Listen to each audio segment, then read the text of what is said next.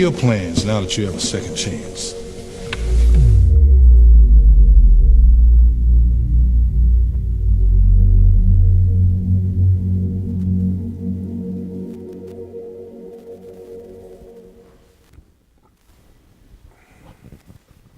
All right, we're here, Fresh Air Network, talking to two guys that is coming up with a great concept with CHIRAQ series, and I wanted to find out, what was going on, what was some of the thoughts behind why you chose CHIRAQ and the series, and how the stereotypes of what Spike Lee did before, how does that not fit, or how does it fit with what you guys have going on, and just tell us basically what was the premise behind it.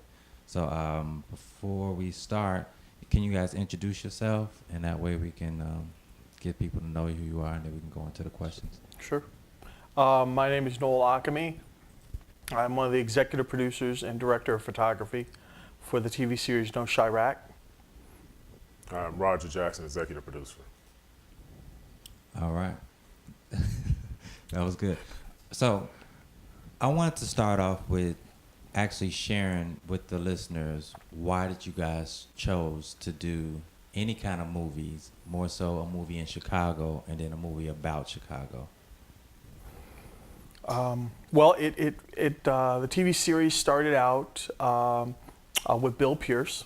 He's the creator of the show, and it was a special project for him. He wanted to basically tell a real story about what really goes on in Chicago from the community's point of view.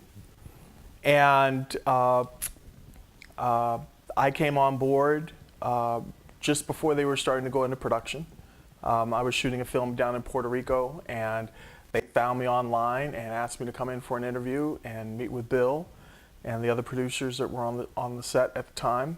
And it worked out, and we had great energy.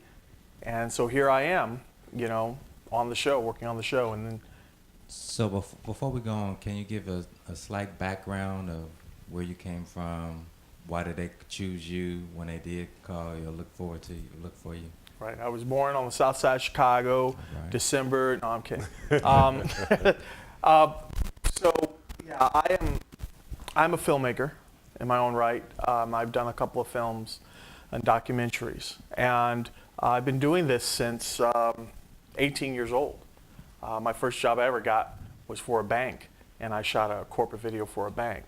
But through the years, I partnered with some people trying to start a post-production house, and then that followed into working for House and Garden Television, working for a producer there, and that led me into doing freelance work for the Chicago Symphony Orchestra, to working for Yelp and Groupon, doing videos for them, for corporate videos. And then landed a job working for Fox Sports, for a producer at Fox Sports. He had a reality TV series called Four Wheel Off-Road, and I worked on that for a season. And then from there, it led me into working at Chicago Public Schools. So I was a teacher over at Curie High School in the television broadcasting department. I was there for about 7 years. And then when the deficit hit with the state, they laid off all of these producers and engineers that were teachers because they ran out of money. So what used to be 40 schools had television, broadcast, and radio departments actually went from 40 to, I think there may be 2 in existence now. So instead of having the producer, engineer, and the classroom teacher, they got rid of the producers and the engineers who were hands-on teachers, and now it's just the school teacher. But then that closed down, and so now I think there are only 2 schools now that have a television broadcasting department. Yeah, we're gonna put a pin in that. Put a pin in that, because that's very important. This is mainly the reason why I asked you, who are you, mm-hmm. and then what your background is, and what made you decide to go into it. But more importantly, what made you, the eye that you have and the background that you've come from, what differentiates you from anybody else, which is quite a bit, from your experiences to you growing up. I came in through this. when I was a child, my dad would make me write book reports. So I kind of came through writing. And I got tired of writing and telling people my stories. So as I got older, that's when I got hooked into, I was always fascinated with television, but in watching films at a young age. But it wasn't until I got into college that I was introduced to documentary filmmaking. And so that totally changed, because I was looking at going into architectural engineering, and then it went into acting, and I fell behind the scenes. And then that kind of led, this stair step up, from one small project to the next, and it led me to being here with Roger and Bill on the TV series No CHIRAQ. Roger, Yes, sir. how's it going, man? Every day above ground is a good day. Good. Tell the listeners about who you are, how your role is within the CHIRAQ series, and then more importantly, where your background is. Okay. It's interesting. The first time I was approached with it, I said no. A friend of mine, Terry Young, she's one of the actresses on the show, plays the Alderman White. She actually approached me and said, I got a great project for you named CHIRAQ. And I said, I'm not going to be part of anything called CHIRAQ. Because of the name? Because of the name. At the time, I'm a deacon in my church. I run a nonprofit that does college and career training for high school kids, and it just wasn't good for my brand. Mm-hmm. I'm trying to work kids away from the streets, and now you want me to act in the show that sounds like it's going to be negative. About the second or third time she came around, she's like, have I led you astray? Just trust me. Right. So I went in, I read the script and found out that the show actually kind of was based around a character, Marshawn, played by Eric Lane, who leaves jail and is trying to turn the gang around. He kind of sees what he's done. He's like, gosh, I've been gone for 10 years and I come back and I see all this violence. This is not what I started. This is not what we really were about. Even though we were a gang, we weren't about shooting kids on the street and drive-bys and all this stuff. So he's trying to turn it around. When I realized that, I was like, okay, I do want to be a part of it. So I started off acting. I got a call from somebody who was part of the crew, and Bill, I think, because I had a few ideas along the way. And I think somebody went to my LinkedIn page or something. And from there, my background's business. I did 15 years of corporate America. Okay. So Bill's like, hey, you know what? I've done a lot of movies. Bill has done movies, and very successful movies with Wood Harris, Bernadette Stannis, Elise Neal. He said, but I need a good businessman. And I told him, I'll come on, but I don't do professional. I do professional. So anybody we talk to is going to be a contract. I don't do handshakes. I can be friendly without being your friend. And Right. So we moved forward from that standpoint. He had talked to a few people to get the project going. As far as investments, I knew somebody. So I said, I'll sit back, wait and see.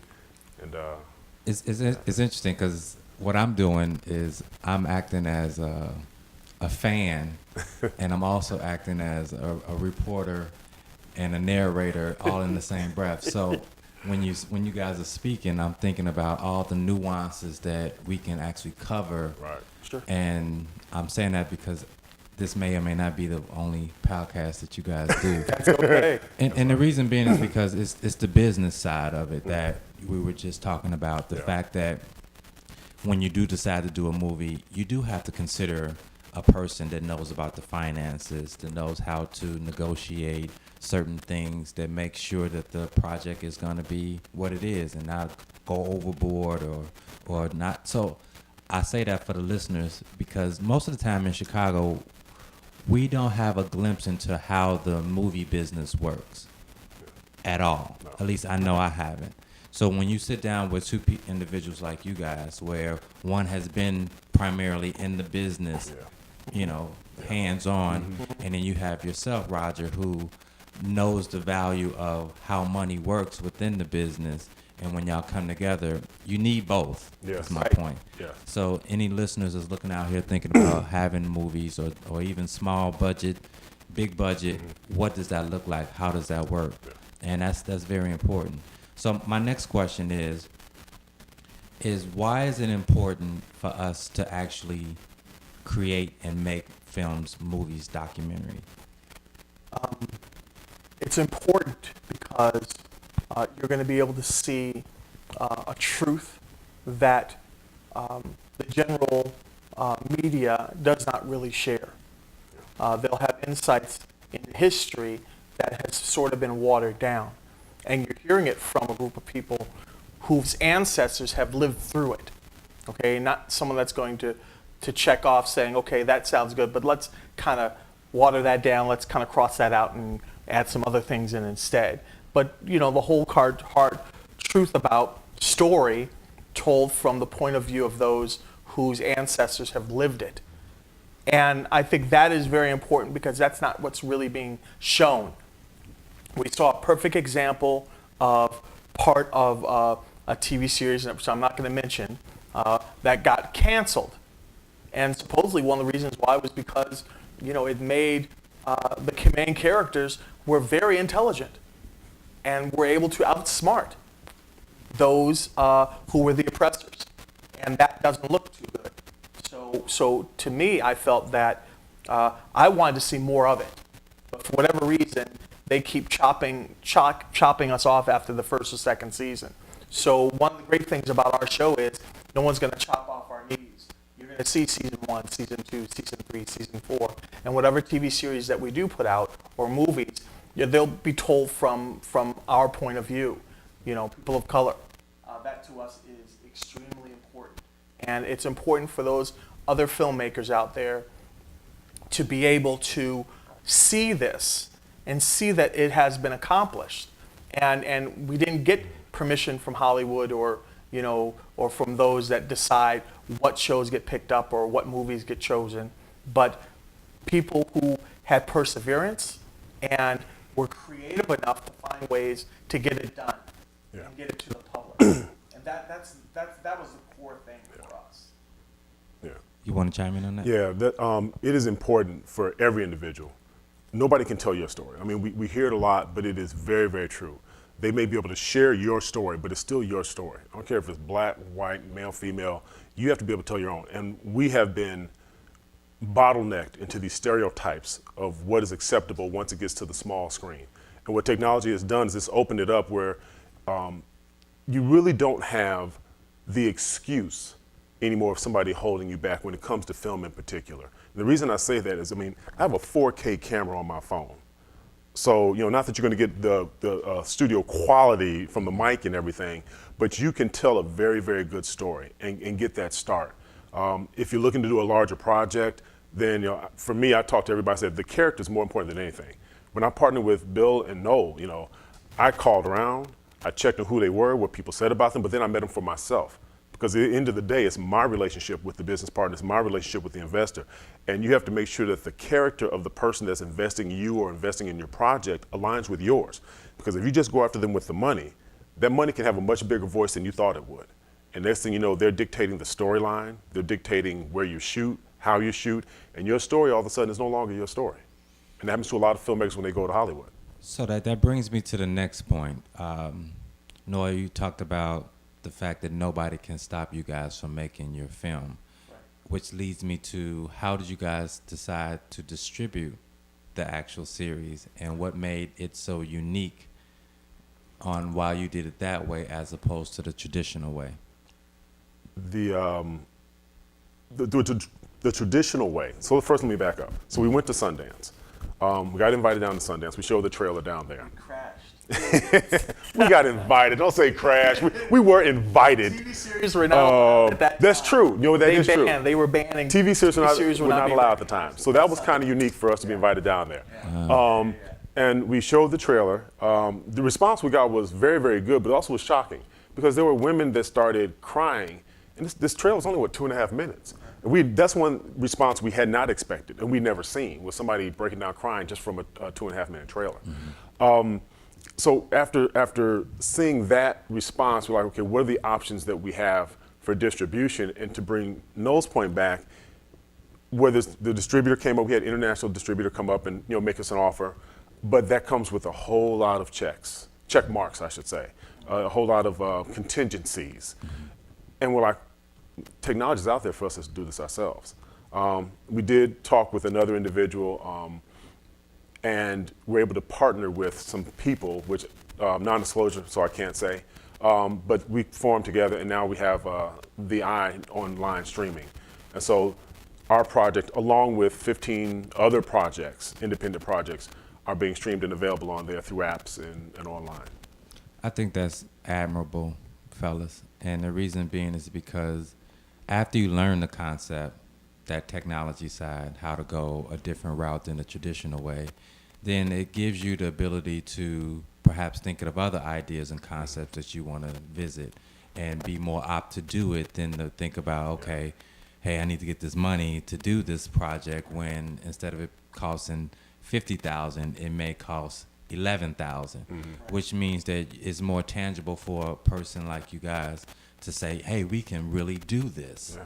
So the whole point is to have documentation and create the filmmakers that are out here, but actually hear from them. Find out what they've gone through, find out what some of the challenges are that are current, that are common, but more importantly, how did you get out of it? So we went to you guys have another partner, so we want to actually give him some shout out too. Oh, So yeah. Bill Pierce, he mentioned, he's the creator of the show. Okay. He's the creator of the show. So it's interesting that you guys, I'm sure this is going on across America, but we're in Chicago, or in the outskirts of in Chicago. Real quick. Please. Dr. O'Cantor Jackson is also another partner. He's the other executive producer. Yeah. Okay. Okay. Right. Let's so we talked about you guys doing it in a different manner, meaning going on an independent / technology based approach to it. How is it that you guys are doing so many things that's non-traditional that should be traditional? What do I mean? Who are the actors and actresses that you guys are dealing with? Where are they from? I mean, how often are they, from the city, from the neighborhood? Because back to the authenticity of telling our own story, Definitely. we have to actually go to the individuals that know. All of our actors are from Chicago. They're all from Chicago. I'd probably say 2/3 of them have come from that life. We're actually doing behind-the-scene interviews with our actors, and some of their stories are unbelievable. Their projects, stories, or TV series in their own right. But it's amazing how what they've had to do on their journey to arrive here on a TV series with us. We have some actors, and this is a great challenge for some of our viewers, is to be able to figure out which actors are the seasoned ones that have been on Chicago PD, Chicago Fire, Chicago Med, and which ones are walk-ons, first-timers. Right. Never been in a play or been on a TV series or even in a movie. And see if you can figure out which ones they are. Because that was what was amazing about this project. You couldn't tell. There are some actors who are comedians, who all they did was comedy. And then we put them in this role, a dramatic role, and they hit the stratosphere, in a serious character. Let me tell you this. We had where we met, which was a Saturday, and we was talking about the tax credit for film. I had a friend that came, and the young lady was so excited about you guys, and she was excited because of the fact that you guys did it on your own. That was the whole point. And then she met so many people, namely yourselves, who were open to her getting involved in it. That's one aspect. The other aspect is that you guys are taking the people that's around us, that is involved, that tells the story better than anybody else could be told, and I'm appreciative for that. You want to say something? One thing that was extremely important, because some of the feedback that we received early on were, do you guys bring in actors? Did you fly them in, kind of like what Spike did, some other folks? And it's like, no, to Noel's point, all of our cast and crew were from Chicago. They were Chicagoans, but our crew, more importantly, wasn't just about, we want to do this show about CHIRAQ. It wasn't, or Chicago, and because it's called This Is Not CHIRAQ. No CHIRAQ is the name of it. It's an anti-CHIRAQ project. But it was more than that. So you have the theater side that people just come and see, and do they enjoy it? But then you have the other aspect, how does it impact the community? Not just the storytelling, but the actual project. So we employed almost 120 individuals during this project. So that's the first big thing. You have actors, as he mentioned, that you have Jose Santiago, who was on Chicago Fire. You have Eric Lane, who of course kind of is known for being in Trapped in the Closet, R. Kelly videos, but also had three or four episodes on Empire. You have Edward Williams, who now is probably going to be the spokesman for Frontline. You have all these actors that initially couldn't find any regular work. You get that 15 minutes of fame, and then nobody ever sees you again. You got to wait another year and a half before you get maybe a featured role on something. We have 12 episodes that we will provide for them. On the crew side, our line producer that pretty much everybody reports to turned 22 on set, Tavoris Johnson.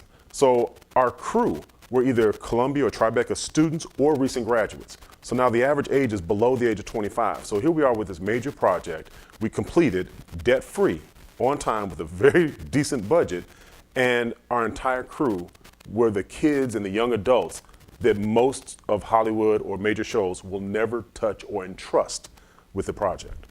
And they were some were learning. Yeah, some were learning. On location, day to day. So they were understanding what it took to do a TV series. Some that were, there was one person that was working as assistant camera, and she was helping out. One of our camera operators had never done a TV series or worked camera, beat camera. So he was learning while we were, and did great work.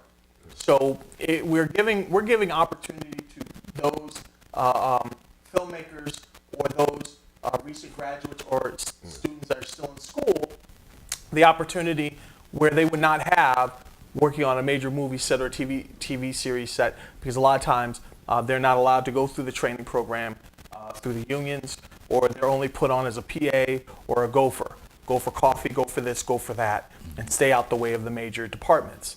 And instead with us, we sort of embrace that. And then something to add on what Roger mentioned was that not only do we embrace those college students or people, you know, that are new in television, but also the community. One of the things that we did when we went out on the set, we didn't have the big money for police officers. We didn't have the big money for security. So we were going to the neighborhoods like Inglewood, Lawndale, Pilsen, all over South Shore, 80th in Houston, all over the neighborhood, all over Chicago, and shot because we wanted to make sure it was authentic. But one of the things that we never did was we never pushed off the community members. If someone came up and said, hey, what are you guys doing? We'd say, hey, we're shooting a new TV series called No CHIRAQ. And they'd be so excited about it. And they say, is it okay if we can just stand and watch what you guys are doing? And we were like, sure.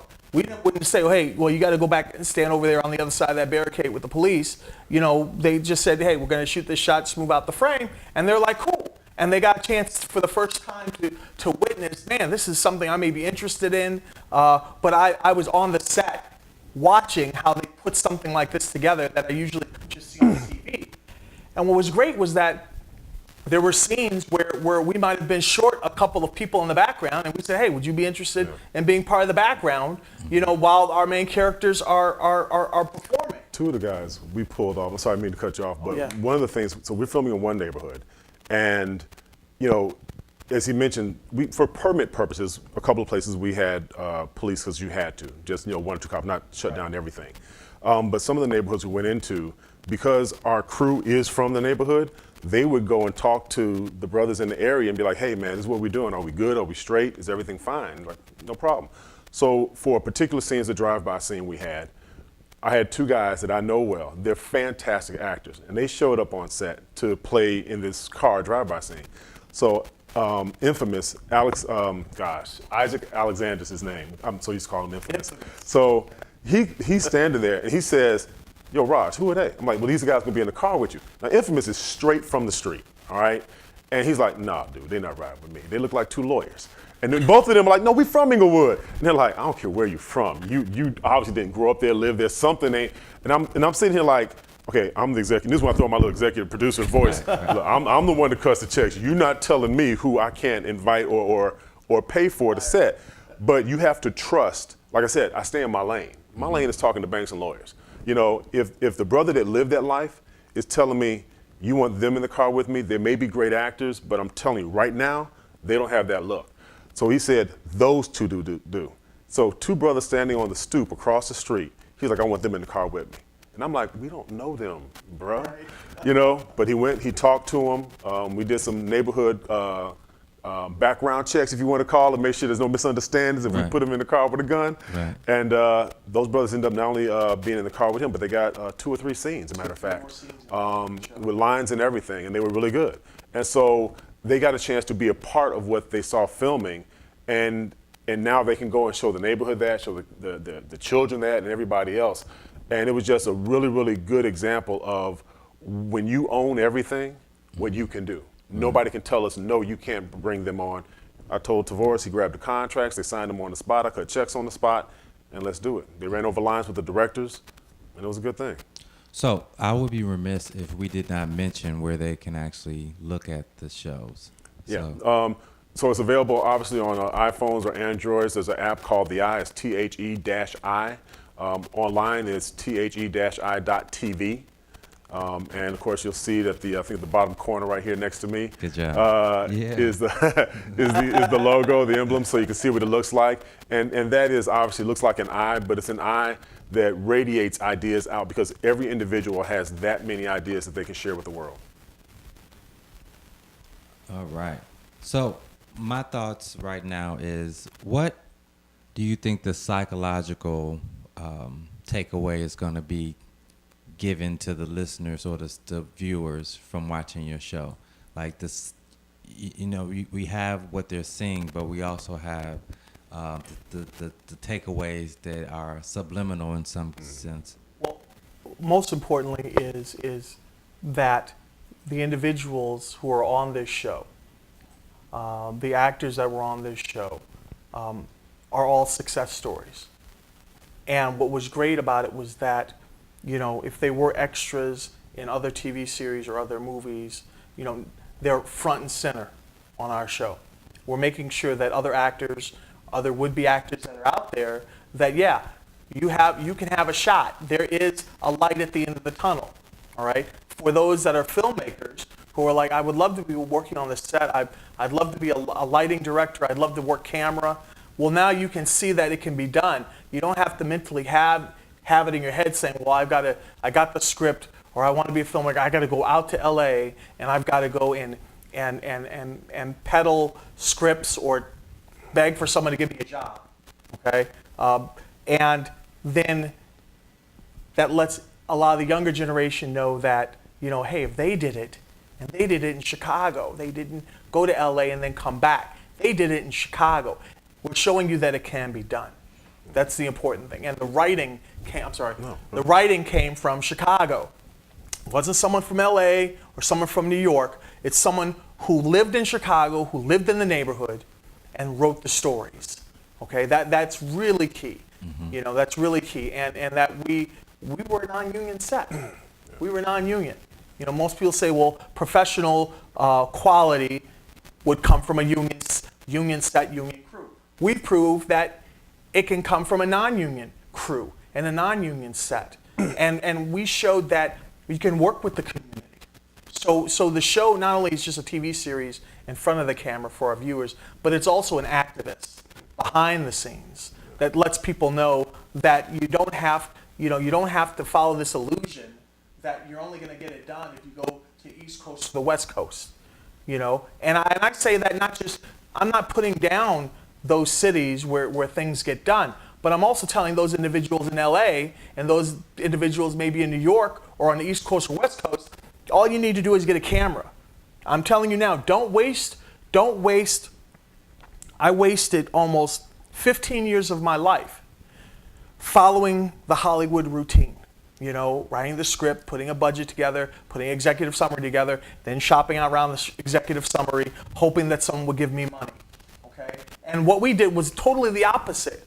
It's amazing, and that's a whole other story of how we came to this point. Because I'm not going to go off subject, but I want to let people know that those filmmakers or aspiring filmmakers, that are out there, invest in yourself. The most important investor is going to be you. It took me 15 years to figure that out. I wasted a lot of time typing and writing up a lot of paper. Okay? The first thing you need to do is you need to get yourself a great camera, a decent camera. And you can rent one. Oh, you can rent a decent camera, all right, and shoot your story, all right. A movie. I'm not trying to give a plug, but people are like, well, all I got is my iPhone. All I got is my Android. Okay, well, there was a guy that did a movie called Tangerine that won a Sundance Film Festival maybe 2 years ago, and he shot everything on his iPhone. So now you have no excuse. Right. You have no excuse. You can still get your story out there. Okay. Most important thing at the time, I had to get the 5D Mark II camera, because at the time you couldn't shoot 4K quality on your phone.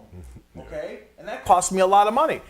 You have a phone that can shoot better quality than the camera that I used, actually that we used when we first started this. Right. Okay, and what was really important, why I wanted to say this was that how we came to this point, how we were able to find an investor.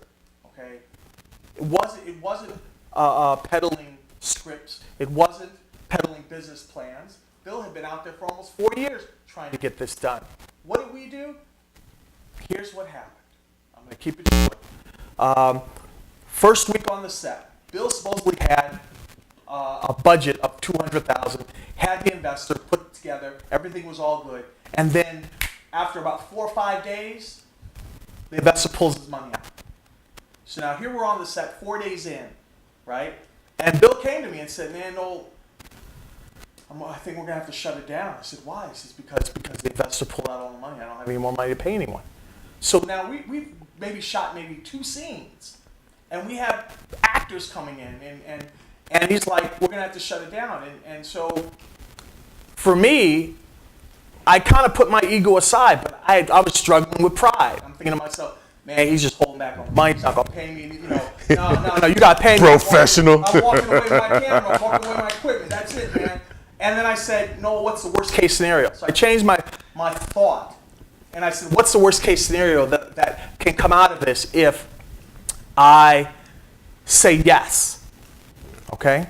If I say, okay, how far can we keep shooting before everybody walks away?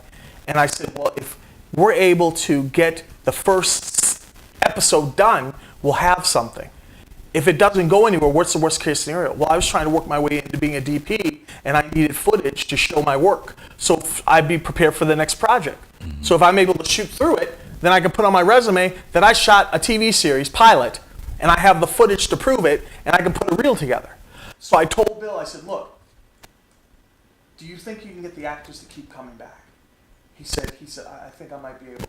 I said, you keep bringing the actors back, and I'll make sure we shoot the scenes. And we get through day to day everything that we have to shoot. And that's kind of how we did it.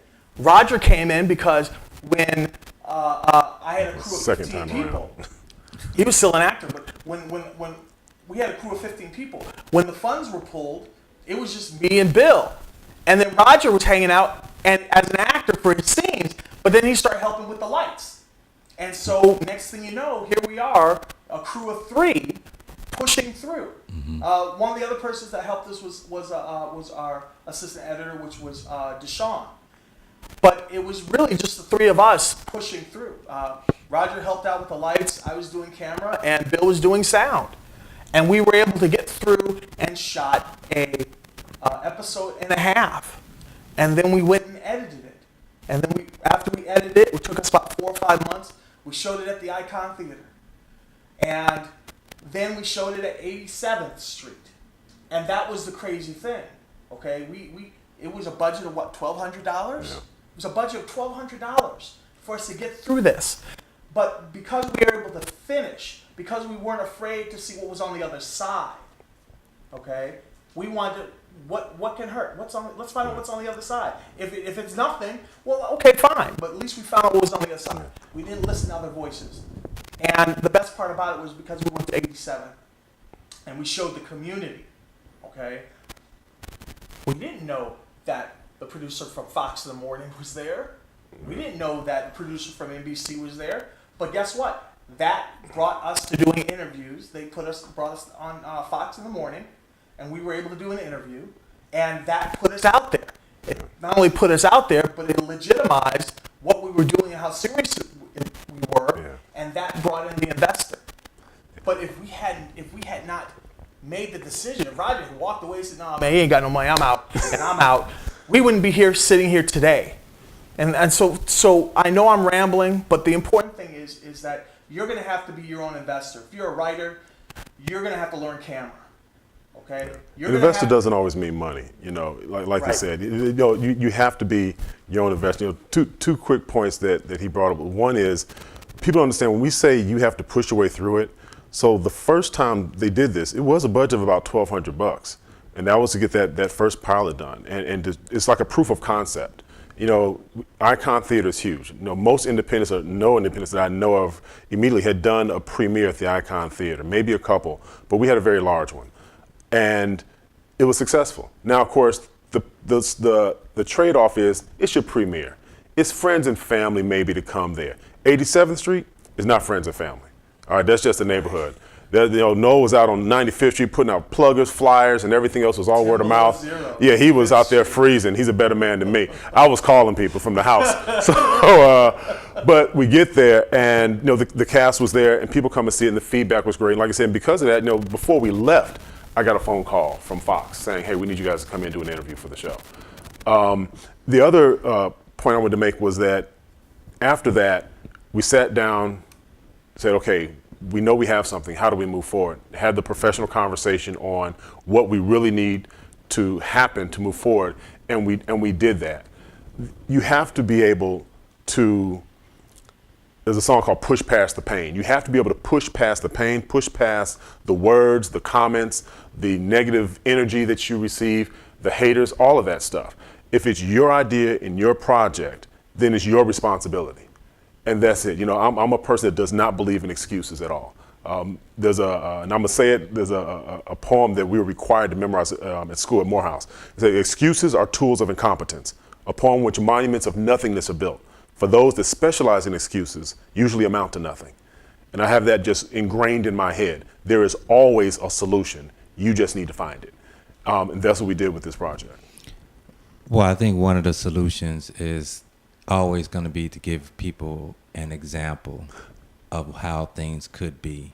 Yeah. I know so many times in Chicago, media-wise, we have been painted with a broad stroke as far as negativity, and it's so unwarranted. I mean, Chicago is just like any other big city. Mm-hmm. If you give a bunch of people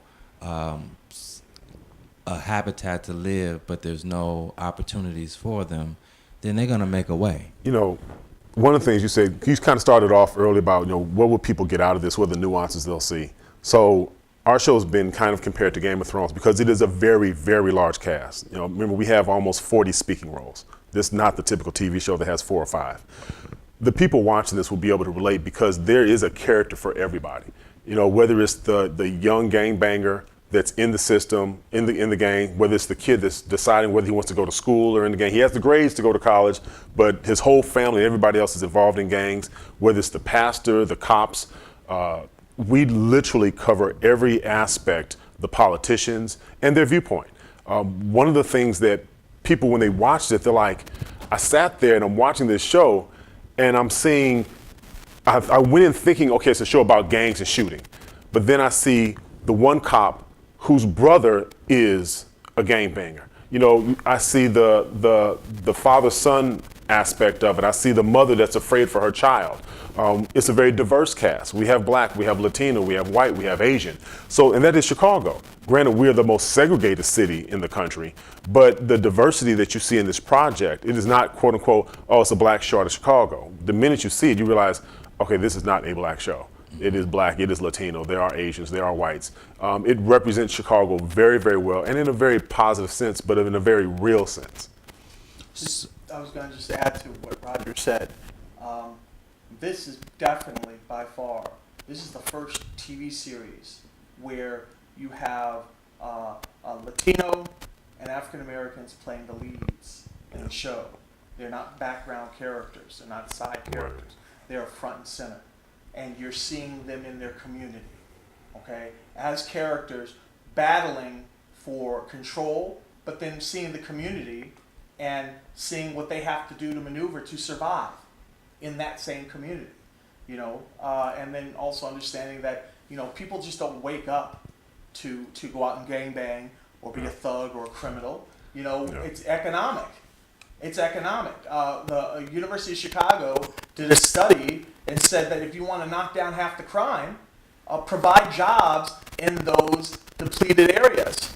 And what happens is this is going out again and again, but the city they're not hearing that. I mean, we've got corporations that are headquartered here in Chicago, and they have 99-year leases on not paying taxes.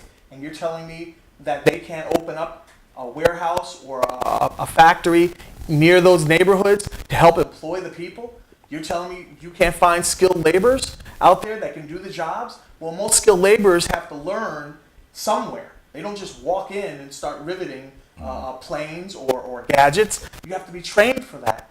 Why can't you build a facility to start training them so that they have a way of working? I was talking to a producer. We were at a gathering. Another producer that had spent time, like 6 months, with doing a documentary with a group with gangs on the south side of Chicago, and just hanging with these group of guys. And they opened up to him, and he said he found out the theory between them being gang members and a wage to make them walk away from the gang. And the wage was $15 an hour. $15 an hour to be able to take care of your family, their children, keep a roof over your head, and provide for your family, which is what a lot of them are trying to do. But when you have no opportunity to train, to learn the skills so that you can get a job, or there are no jobs that can be brought into those areas, then you have to do whatever you have to do by any means necessary to survive. And this is not just in the Latin community or in the black community. It's going on in the white communities. It's going on in the Asian communities. They're trying to survive because there are opportunities that they are not invited into to help take care of their families. Well, what this podcast has done is, for me, is to know that we have just scratched the surface on the journey that you guys have gone through, the journey that you will go through, and the fact that it is so much work that needs to be done on how to change people's thoughts based off of real, truthful experience, not just media sharing what they want you to know. It's actually seeing somebody that looks like you, have been through certain things that you've gone through, and you can hear it. You can always hear it, especially when you're talking about video and audio and the person's experience. So I want to thank you guys for having the notion and the galls to think that certain things could be said and done in Chicago. And it's across the board, and you know what those things are, whether it's our culture background, the segregation that you've mentioned before, the fact that you've given so many examples to those two individuals that was on the porch that came over that got a check. It's that possibility, and that's what Fresh Air Networking was all about. It's AIRE, because we believe that we are building millionaires and billionaires, and everybody needs some fresh air. That's energy, experience, somebody talking to you in a way that is near and dear to you, and got your best interests at mind. So I want to find out if you guys have anything that is pressing coming out that the listeners could actually check out, see, be a part of. If you guys have any kind of events, that would be great. Well, we don't have any events coming up right now because we're in the process of helping the network grow. Okay. But one thing, if you're a filmmaker and you're watching it, they are taking on projects. So in the middle of the website, when you go to it, there'll be 2 blue bars there right above there. It says, if you're a filmmaker and would be interested, just put your email address in there. And that website is? The website is the-i.tv. Got it. And then put your email address in there, and we'll respond with a letter asking about your project. And hopefully it's a good fit.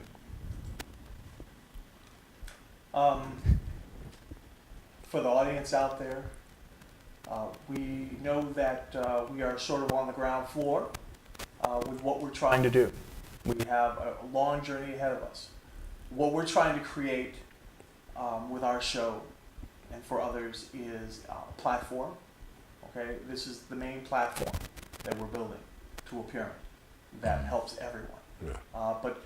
But we're trying to build the foundation first, and it took a long time. It was very difficult for us to build this foundation. We had to fight our own pride. We had to fight our own ego. Voices from the outside. One of the best quotes or advice that was given to me was by Robert Townsend. He probably doesn't remember me. He was over at Ice Theater. He kind of gave a seminar, but one of the things that he said was, learn to get out of the way of yourself. If you want to succeed in this business, learn how to get out of the way of yourself. And it was weird because it didn't make any sense. Mm-hmm. But then when he said, what I mean by this is friends get in the way, voices, family gets in the way with voices, negativity, you can't do it, you can't do it. You say things like that to yourself. And what you have to do is move out the way of yourself, okay? And follow through and finish it. No matter what you're hearing out here. If you have a story, go out and shoot it and finish it. Don't just shoot it and sit around saying it's done. Finish it so that your audience can see it, all right? There's something different on the other side. It's that next step for your career to start, your journey to start. You may be a painter, you may be a recording artist, and all you've done is written lyrics, but you haven't gone out there and tried to find out whether or not you really do have the skills. Completion is everything. Completion is everything. Completion is everything. Listen, we didn't start here. We didn't start here, and our quality of our projects were at this level. I mean, when I first started as a filmmaker, I sucked. Okay? Everybody has to start at the bottom. No one comes in here whipped up and doing 4-star material. Does not happen that way. As human beings, we learn by repetition. Okay? And so you're going to have to learn by repetition. But I promise you, every time you do it, you're going to get a little bit better, and a little bit better, and a little bit better. And before you know it, you're going to be spitting rhymes like Jay-Z. You're going to be putting films out like Scorsese. But you have to remember, even those filmmakers put out tons of work. Tons of work. They probably have so much work that sucked that no one even knows about. Yep. You know? But you have to get to that point. You know, what was it? For sports. They were talking about Michael Jordan, you know, the greatest shooter of all time, and look at all the numbers that he scored. He got all cut. the points. And he's like, what he said something like, yeah, but you don't count all the numbers that I missed. How many did I miss? And was he wasn't that great when he was in high school. You have to start and Yeah, take everyone gets advice. Two things matter to me when I'm listening to people. It's the character of the individual. Do they really have my best interest at heart? Because people will give you advice to lead you down the wrong path. So look at the character of the person. The second thing is, did you complete where I'm trying to go? I'm not going to ask somebody that's still in an apartment, how do I buy a house?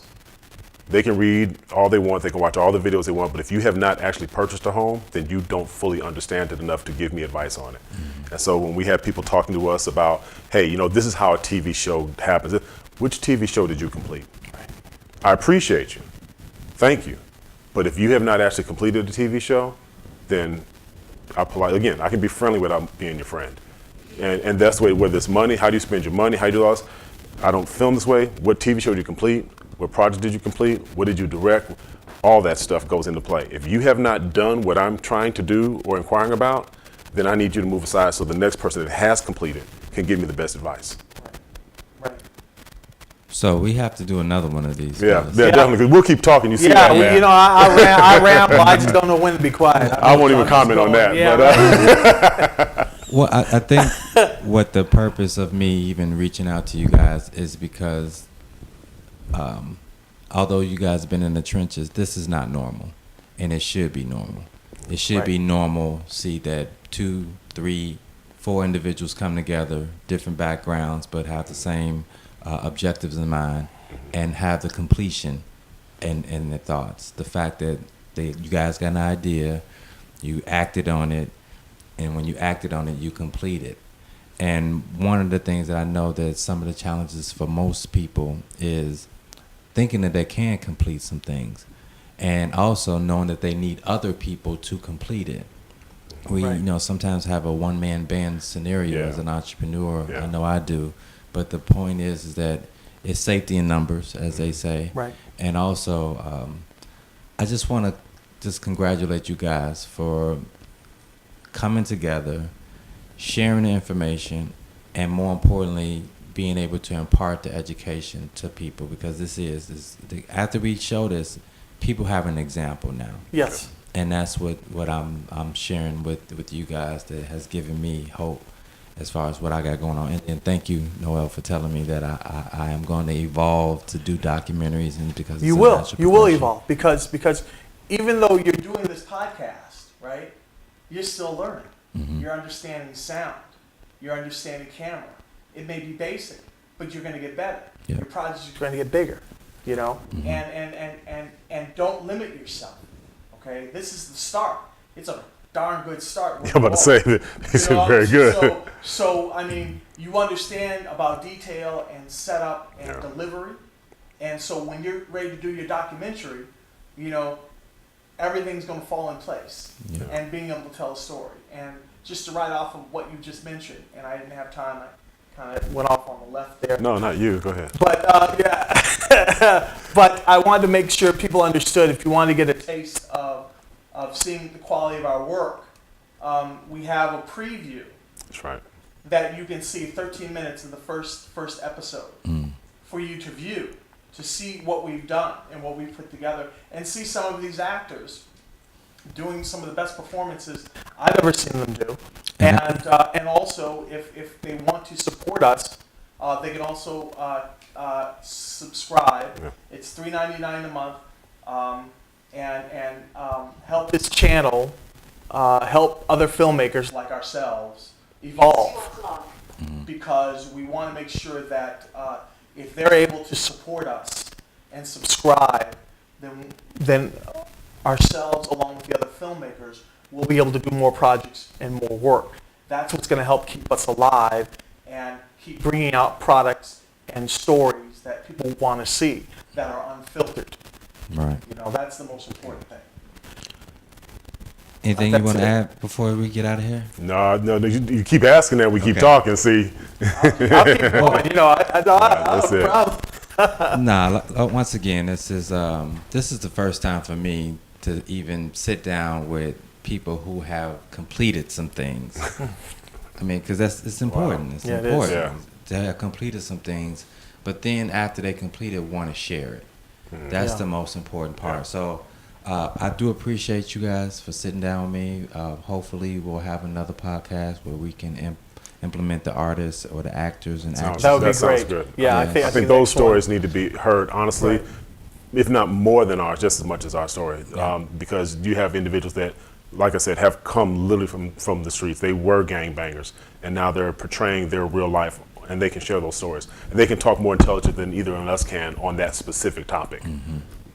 Right. Anything you want to leave the listeners with? And once again, the website, first of all. THE-I.TV, and of course Facebook, the I, THE-I on Facebook as well, where we have clips and posters that people can share. www.THE-I.TV.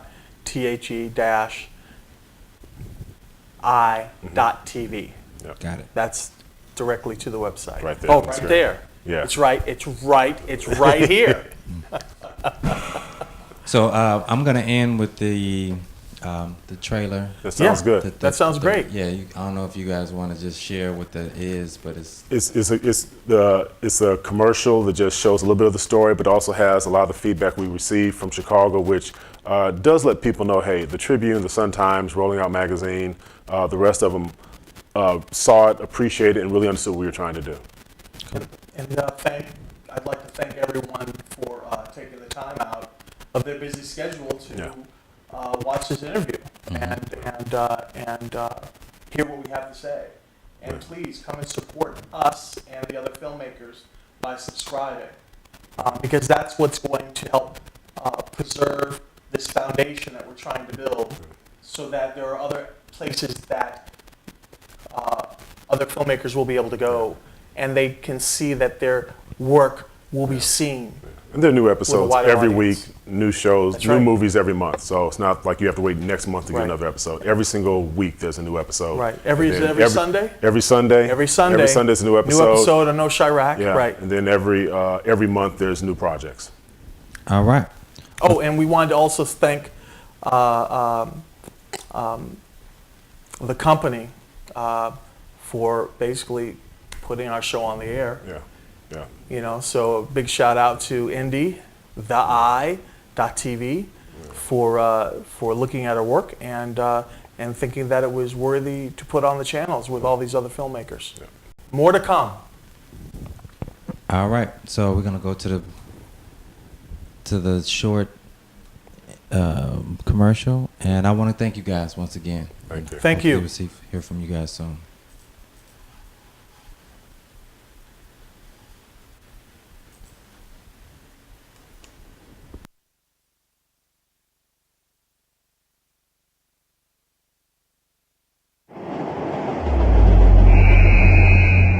Son,